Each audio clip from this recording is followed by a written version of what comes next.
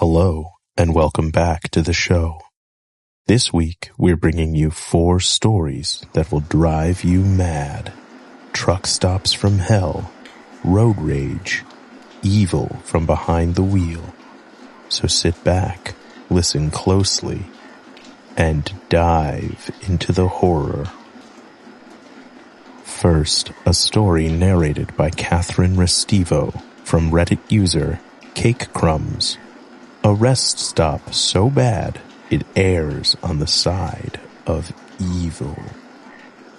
I worked in the truck stop industry for about 15 years. All of the following stories took place at the same location. I worked there for a little over a year. I have other stories from other locations, but this one had the most frequent occurrences of weird stuff. I was given the opportunity to help open this brand new location, and since it came with a fat raise and a promotion, I happily accepted. It's now been about 5 years since that location opened. Out of over 60 employees we hired for opening day, I don't think a single one of them still works there.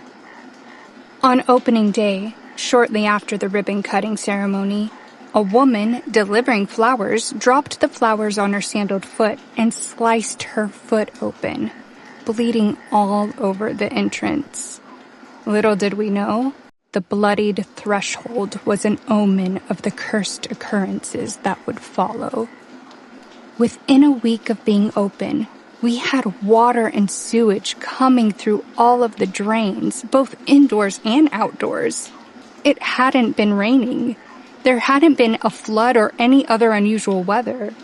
We have no idea what caused this to suddenly happen, and just as quickly as it happened, it went away. The plumbers were baffled.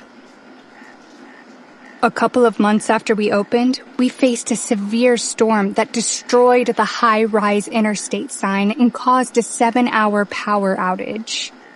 I had sent several people home, but kept a couple of employees, just in case the power came back.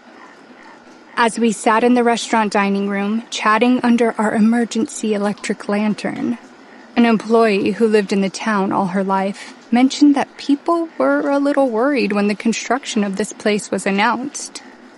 This property was rumored to be a Native American burial ground. I had no way to prove or disprove the accuracy of this. But as time went on and the ensuing events became more serious, I started to wonder if the rumors were true. 6 months after opening was the first death. A truck driver came in to take a shower in one of the shower rooms, and we had sensors on the doors that let us know how long someone had been in there. If the timer had been going for a couple of hours, we would knock on the door to see if maybe they had left so we could clean it for the next driver. The employee knocked on the door of the shower that had been in use for a couple of hours, and there was no answer. She used the key to open the door, and the driver was on the floor. He had died of a stroke. He had been driving a semi-truck 30 minutes before he entered that room. I can't imagine what would have happened if he had still been on the road when he died. The employee who found his corpse was significantly traumatized. The company did a great job of offering support for her, but she didn't last much longer after that. A few weeks later was one of the weirdest things I've ever seen. I was working on the restaurant side of the truck stop. The restaurant manager had quit after a series of bad things that had happened to her, and they asked me to move into her role temporarily. The assistant manager on the store side came over because the freakiest thing had just happened. She pulled me into the store side office and pulled up the cameras to show me what had happened. A small 4-door sedan pulled into the lot, but didn't pull into the gas station side. It pulled into the truck stop side, where the semi-trucks pull in. He parked next to the maintenance shed, which was located adjacent to the main building and very close to a large trash compactor. He got out of the vehicle, opened one of the doors, and pulled out a trash bag. He threw the trash bag on top of the compactor. Then he got in his car and left the property. We fast-forwarded the footage to about an hour or two later when the man returned. He pulled back in next to the compactor. He got out, climbed on top of the compactor, and chucked the bag onto the roof of the maintenance shed. He then climbed back down, got into his car, and left, never to return. This is when he was noticed by an employee who had been outside gathering trash to take to the compactor. The maintenance shed is a small building about 20 by 20 feet. If the employee had not seen him throw it up there, it may never have been noticed, as the building was the height of a one-story building. Once the employee saw this individual leave, he went into the shed, got a ladder, and went to get the bag from the roof. He brought the bag inside the store to show the assistant manager. Inside was a ton of paper. These documents listed hundreds, if not thousands, of addresses across the United States. Under each address was a specific hidden location on each property where a body could be found. No information on who the individuals were, just the sex and location of the individuals on these properties. The location spanned from coast to coast, but I didn't get a chance to examine them too closely. I was really freaked out, and I thought that touching them would maybe contaminate something. So we just put what we had pulled out back into the bag and called the police. Now, the thing about truck stops is that they are often in remote locations along interstates. The town this truck stop is located in has 3 police officers total. It is a town with less than 1,000 people. So when I say the chief of police showed up, it's because he was the highest-ranking officer of the 3 in the town. He hated us, as truck stops bring crime, and suddenly he had a lot more work to do. He came in, watched, and looked in the bag. He was not concerned in the slightest, which frustrated me to no end. He asked what we wanted him to do about it, and said it was probably a prank. His reaction made no sense. He took the bag of papers with him, filled out a request form for the footage, and left. My hope is that he at least forwarded this to the FBI. Just a couple of weeks after this, the body of a bound, nude, and recently deceased man was found across the street at a dump. Because it was a dump, they had no idea where the individual had originated from. Sometime in the following weeks was the second death on the truck stop property. It was a driver who had died in his truck. Somewhere in the middle of all this, we had another severe storm, and the interstate high-rise was destroyed again. Then we had another weird incident involving abandoned things. A driver came in to show us that someone had left ratchet straps and small children's clothing folded up neatly next to a diesel pump. The combination of the items was alarming to me, so I got on the camera system and called the police. I was able to find the truck that left the items, and luckily this time, I got the one amazing police officer in the town. She actually did her job and followed up with me to let me know that she had found the driver and called him. He had just been cleaning out his truck and found some of his kids' old clothes, as well as some straps he didn't need. He thought maybe someone else could use the items and didn't think about the combination of the two, raising eyebrows. He was actually really grateful that somebody was worried and followed up on it. At least this incident had a resolution. A couple of months after the first year mark, the State Department of Transportation had to shut down the ramp to the interstate exit. It had started to collapse, and they were worried that the overpass would collapse as well. We had almost no business for weeks as construction crews rebuilt the ramps and repaired the overpass. It was during this time that I earned a promotion to general manager and was moved to a different location. I kept in touch for a while, especially with my former boss and the assistant manager. The incidences continued. A couple of months after I left, there were 2 major incidents. One was a customer who attacked a teenage cashier because he didn't get the customer's lotto ticket correct. The maintenance guy came to the kid's defense, and the customer got into a brawl with him.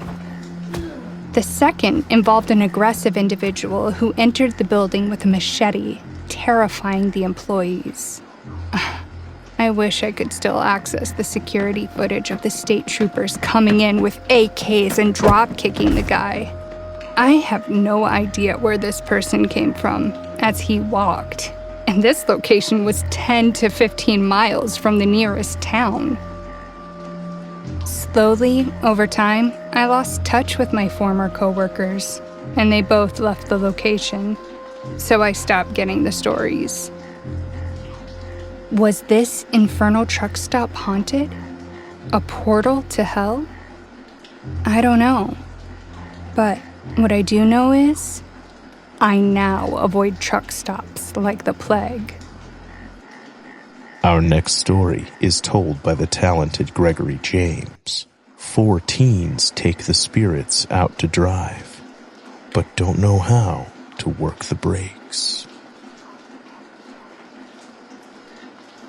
I was raised by a Mexican mother who is very superstitious and an American dad who is incredibly logical and agnostic.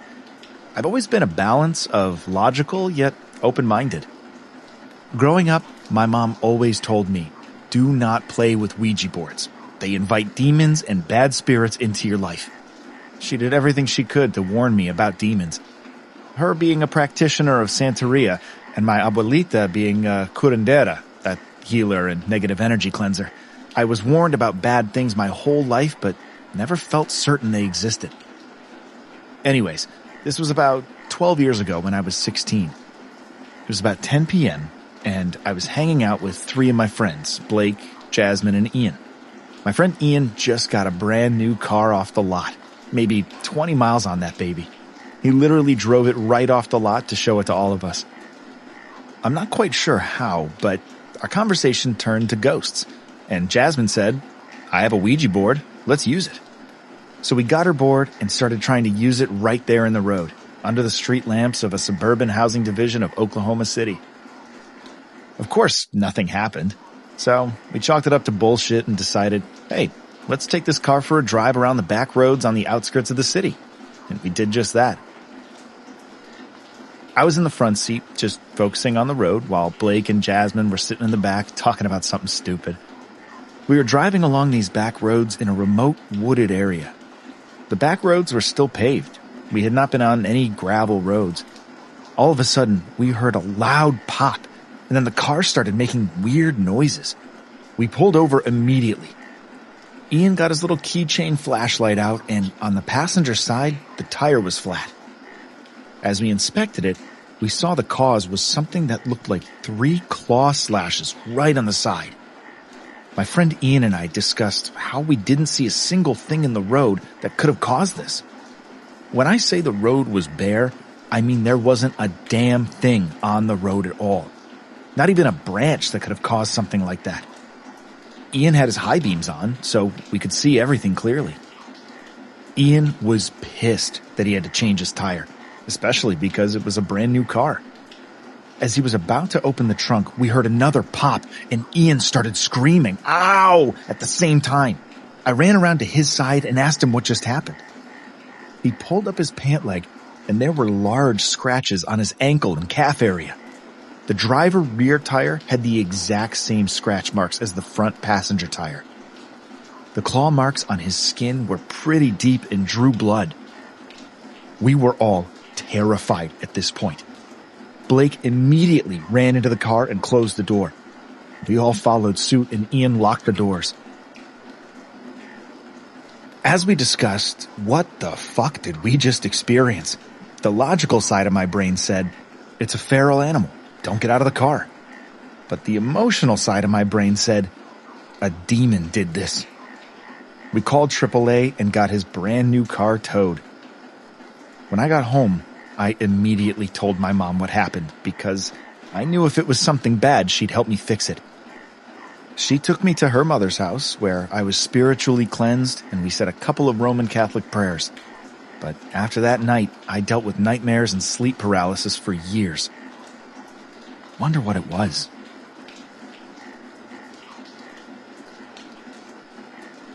You're listening to Disturbed. We'll be right back. From DNA testing to the Dixie Mafia, Crime Capsule brings you new stories of true crime in American history. I'm your host, Benjamin Morris. Join us for exclusive interviews with authors from Arcadia Publishing, writing the hottest books on the most chilling stories of our country's past. You can find us wherever you get your favorite podcasts or on evergreenpodcasts.com. Crime Capsule. History so interesting, it's criminal. Hello, this is Dr. Grande, the host of True Crime Psychology and Personality. On my podcast, I explore and explain the pathology behind some of the most horrendous crimes and those who commit them. We discuss topics like narcissism, psychopathy, sociopathy, and antisocial personality disorder from a scientifically informed perspective. What is a narcissist? How do you spot a sociopath? What signs can you look for to protect yourself from these dangerous personalities? It's not just about the stories, but also the science and psychology behind them. So if you're interested in true crime or mental health, I'd encourage you to give my show a listen wherever you get podcasts. Welcome back to the podcast. Imagine the horror when you're alone in your car and someone you don't know is trying to get in. Narrated by Megan Barilak. I was a 19-year-old new mom when this story takes place.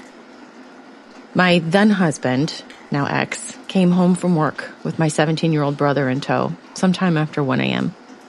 They wanted to go out and get something to eat, and as I had barely left the house in months, I jumped at the opportunity.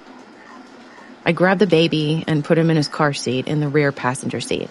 I called shotgun, my husband drove, and my brother crawled in the back with the baby. We lived in a small town, so nothing was open this late within the town limits. Our only option was to go a few miles out of town to the Hardee's at a nearby truck stop. Now, the building itself was pretty small, but the lot was huge. There were quite a few 18-wheelers lined up on the far side of the lot, and a few cars parked in front of the building. There were some street lamps in the lot, but they were few and far between, so the lot was mostly dark. We parked in one of the dark spots at the side of the building closest to the Hardee's entrance. The baby had fallen asleep by then, so I told my brother and hubby to go on in and order for me. They did, and I immediately locked the doors, just as my mother had drilled into me to do since I was little. I am so thankful now that she did. My husband and brother had been gone for about 5 minutes, and I was just staring straight ahead and listening to music when I caught movement out of the corner of my eye. I turned my head and saw a man walking in my direction. He was probably mid-30s with a mop of curly brown hair poking out from underneath a red baseball cap. I figured he was going towards the entrance to the restaurant and went back to spacing out. A couple minutes passed and I heard a door handle jiggle. I whipped my head around and saw the man pulling at the car door behind me. My baby's door. He gave up and took the 2 steps to my door. I quickly doubled and triple checked that all the doors were locked. They were. He tried my door and failed, then walked to the other side of the car and tried those doors too. I was freaking out and frozen in fear. This was the age of the flip phone, so not everyone had a cell phone at this time, and I definitely didn't have one. He circled the car 2 more times, checking each handle as he went. I was watching him this whole time in the mirrors, and he didn't look directly at me once. I placed my hand on the horn, ready to lay into it if he pulled a weapon or tried anything else. I tried to get a look into the store through the partially obscured windows, but I couldn't see my brother or husband. Then I looked in my rearview mirror to see the creeper's whereabouts, but he was gone. I turned around in my seat and still couldn't see him. He must have given up and left. I breathed a sigh of relief, but stayed vigilant. Finally, my brother and hubby exited the restaurant, food in hand. I cannot explain the relief that washed over me just then. I unlocked the doors for them and they got in. My brother asked, "What was that guy doing crouched behind the car?" My pulse quickened. Seriously? He's still there? My brother pointed to one of the cars in front of the building and said, "No, when we walked to the car, he jumped up and ran to that car over there. He's lying flat in the back seat." To this day, I don't know if that man was after me, the baby, or the car. Whatever it was, he was up to no good, and I can only hope he never got the opportunity to hurt anyone.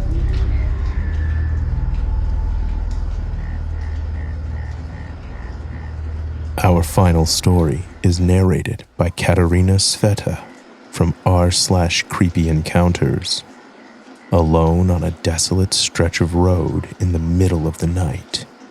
The perfect place for an ambush. This happened ages ago when I was 21. I was a manager for a big box store in a town that was an hour commute from me. I lived in a small town and the store was in another small town, each about 12,000 people. And in order to be promoted to manager, I had to transfer, which meant doing this drive daily. I had hoped it would be temporary because I dreaded this drive, especially late at night because of deer. This was also before cell phones were the norm. I did have one, but it was one of those ancient bag-style phones, and I'd just gotten it a week or 2 before. With these phones, you had to plug them into your car lighter, and they had a corded-attached handset. Anyway, one night I was driving home, and it was really late, about 1 a.m. The drive was pretty desolate, with houses sporadically throughout, mixed with sections of wooded areas. About 20 minutes before my town was a random casino in the middle of bumfuck Egypt. I had just passed this casino, and a truck pulled out behind me. I didn't think anything of it, but I quickly noticed that they'd been drinking because of their erratic driving. I figured I should just put as much room between us as possible. I realized that they could easily see in their headlights that I was a young girl by myself. The truck came up behind me at a fast rate and started to pass me. As they were next to me, they swerved a little towards me, and I just thought that they must have been much more drunk than I had realized. I slowed down so they could easily pass me, but as soon as they got in front of me, they started to slow down, way down. It got to the point that we were going 20 miles per hour in a 55-mile-per-hour zone. They still kept slowing down, like they were trying to stop me. Each time they got to around 5 miles per hour, I would swerve to the opposite lane and give it some gas, like I was going to pass, which would then make them temporarily speed up. I could see a lot better into the truck at this point. It was an extended cab truck with 5 or 6 guys in it. This was hunting season, so it wasn't out of the norm to see groups of guys acting ridiculous and drunk this time of year. They were trying to stop me, and I didn't want to necessarily pass given what had just happened, but at a certain point I had to. So I tried to pass the truck, but it blocked me from doing so by getting in the middle of both lanes. I tried this a couple times with the same results. Finally, I floored it, desperately trying to pass this truck, but it tried to run me off the road. I immediately got back behind them and was freaking out at this point. I tried calling 911, but there was no service in the area. After what seemed like forever, I finally got through to them and they sent someone out immediately.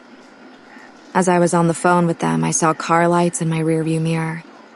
I was filled with dismay because I knew this car would inevitably try to pass, given we were only going about 30.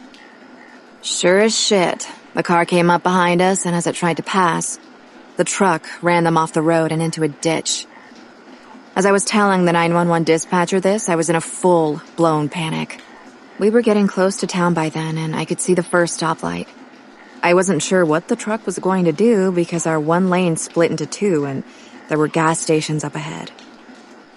Right as we approached the first light, I saw an officer coming in the opposite direction, and I started flashing them over and over while telling the dispatcher that I saw the officer. The officer made a U-turn and got in between me and the truck. He flicked the lights on them to pull them over, and they pulled into a gas station at the main intersection of our town. I followed into the gas station to assist the police in whatever statements they might need. I wanted to make sure these assholes were actually arrested. That didn't end up being a problem because they refused a breathalyzer. So they were taken to the hospital where a blood alcohol level was obtained. I really wanted to know more, but the officer didn't elaborate. I kind of wish I would have called up and followed up on it. They never called me or anything to do anything in court, so I'm guessing they didn't need me. But it also means that they got away with only getting a DUI. I didn't realize this wasn't okay until way later, much too late to have done anything about it. All I know is the officer said they were all 3 sheets to the wind. God only knows what their intent was, but I was terrified to find out. And thank God for that damn bag cell phone. It may have saved my life.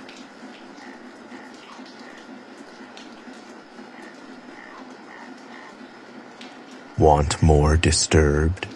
Check out our Patreon for member-exclusive content, early merch access, and other cool perks.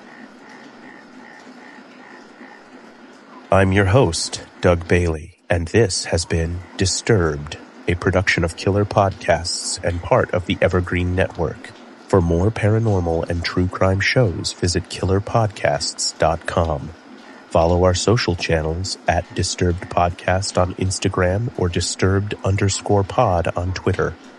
If you enjoyed the show, please consider subscribing and reviewing on your favorite listening platform.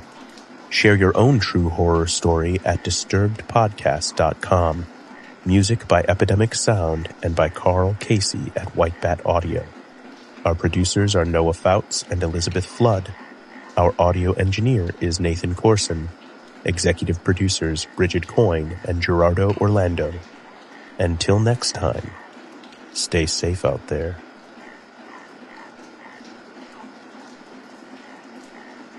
My name is Bill Huffman, and I am a former Cleveland news producer, and I am now the host of the podcast, Who Killed?